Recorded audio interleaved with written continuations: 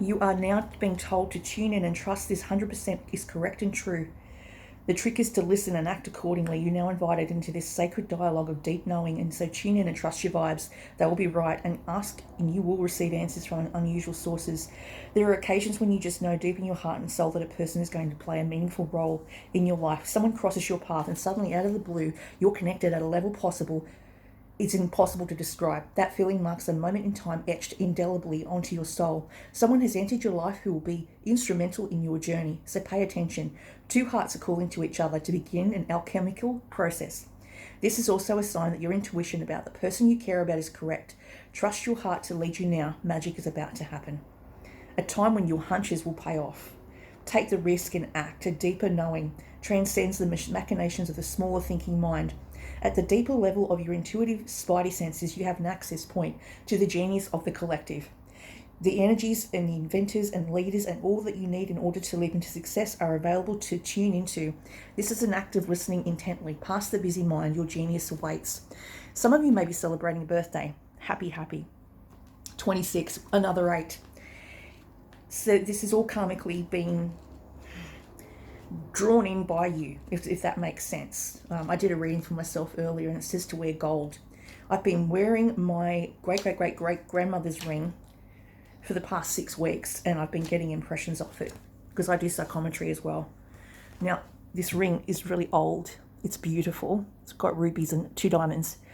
And so she told me in a vision, my great-great-great-grandmother, her name was Alyssa, not Elizabeth. It's a Hebrew meaning of Elizabeth is Alyssa, and it means God's promise. She's been speaking to me. So the downloads I've been getting is actually from her. I don't claim all of this is mine. I think we tap into people that have passed over, who still look out for us even though we are alive and they have passed this earth. So happy is fulfillment, joy and contentment, and a sense of feeling that all is well. Your desires are effortlessly fulfilled now. Find joy in the present moment, whatever is happening, and be satisfied with things as they are. You're free from the shackles of longing and able to experience the liberation that comes from actually being happy moment to moment, for you have chosen happiness over yearning for it. Now is the time for feeling joy for the sake of joy and experiencing contentment. None of this is because you or something outside of yourself. Your happiness is a result of you being at one with Spirit's plan for your life. All is well. The tide is in for now. Enjoy playfully smashing it in. There are moments in a relationship when you feel just good about who you are with, and you know your heart is wide open to befriend, to love and to care for another without wanting anything in return. This is the kind of happy that you just want to share.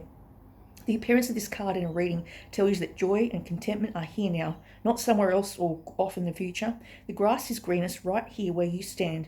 Be grateful and delight in your relationship, and if you're seeking one, be happy now. Happiness attracts more of itself like bees to honey. So there is a time to take pride in your accomplishments. You're doing really good work, providing exceptional service, and are well compensated for it. The world rains gratitude upon you, and you're happy with the results of your efforts and creativity. Isn't it amazing to consider all that you have done? Remember your partnership with Spirit in this moment too. Your soul has always known you could accomplish anything if it brought you joy. Now, this is a special message for one particular lady I'm chatting with at the moment. I think it's her, Drew. I had visions of your father back in 2019 when I lived in a shared accommodation in Bryant Street, Newcastle, Tice Hill. I was getting visions of your father, past visions, because he was on my right. He always came in on my right. And I was seeing him broad daylight. It was around 11 o'clock during the daytime I would see him. And he would wander around with no shoes. His beard was long. He had a shirt open down, like a chambray shirt, baggy jeans, and I smiled and I acknowledged him, but I didn't speak to him because I knew it was a vision, because I was watching some of your movies and then I would get the vision. So the footage that I get when I see stuff from you, or when I see movies of you, I would then get a vision for someone that had passed over that was trying to communicate to you. He wants to let you know how proud he is of you, how far you've come. I'm getting goosebumps as I'm speaking this. He's so proud of what you've done, Drew, with all the things you went through, all the drama you went through as a kid, and I've been there, similar places as you. I read Little Girl Lost, and it was like I was reading my own book, my own autobiography, and everything you went through, homelessness, being locked up by family. an asylum. I've been through all of that back in 2018. 2016 to 2018, I had all of that going for me, just at a much later age. But I had to go through it. I had to lose everything. I lost my job. I lost my car. I lost my home. I had to move interstate. And then eventually I lost my kids. And I've never forgiven my family for it. They made the choice to put me in an asylum, put me on medication that didn't agree with me, and then I was hallucinating more. I don't think it's ever gone out of my system. I think it's still in my system. I'm still trying to purge it. I think half of the medication is why I was getting hallucinations. I no longer take medication because I'm good now. I see therapists, etc., and I've worked through a lot of things from my childhood. But I think half of the reason I can see things is because I knew something bad was going to come for me when I was a kid, and it was always a monster. The monster was, unfortunately, a step parent who unfortunately still breathes the air that we breathe. So I've been where you've been, and I've had to witness things very young. And I was like you, clubbing at 14 because I was trying to escape this monster that I dreamt about when I was 2. I was sleepwalking at 2 because I was trying to escape the nightmare that I was seeing in my vision. Never ever underestimate the power of inner knowledge. If you get a hunch or a gut feeling, anyone out listening to this should listen to it and act accordingly. Kids never lie. They don't know how to. Kids always sense things long before everyone else because they're open to the spirit world. If your child says they're having a nightmare about something, it's probably because it's going to happen. They're probably seeing future events or sensing future undercurrents that you can't even pick up on because you're so busy with work and, you're a mum or a single parent like myself. And, it's very overwhelming having to do 2 people's jobs with just one person to share all that love and all that time and all that giving to 2 children. And you know that one of them's going to miss out. I know my youngest did miss out because I had to spend so much time with my oldest who had some learning difficulties, just like I did. I had learning difficulties. But this kid's so smart now. He's Bachelor of Science. He's graduated. I'm so very proud of him. He works as a chemical manufacturer and he went through years and years of study through New Step program and college and university, and he had to stay back 6 months because it was very hard. The tests were very, very hard, and he put a lot of pressure on himself as well.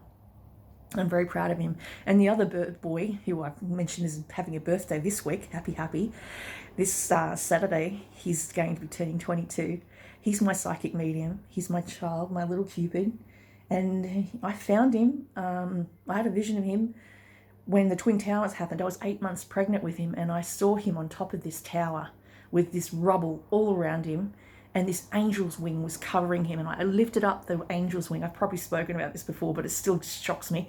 There's this little 2-year-old, little cherub with all this hair, massive curls, and I'm like, there's my cherub. And so when I delivered my son, and he looked exactly like I'd seen in the vision, I knew that was a future event. And I also saw the Twin Towers, the rubble. So I switched on the television. At the time it was 12 o'clock at night, and just as I switched it on, the Twin Towers were struck by a plane, and I woke my mother up because I'd had a vision about it before, and I'd also told her I'd had a vision about my Uncle Robert, who passed away when my eldest son was born in 1999.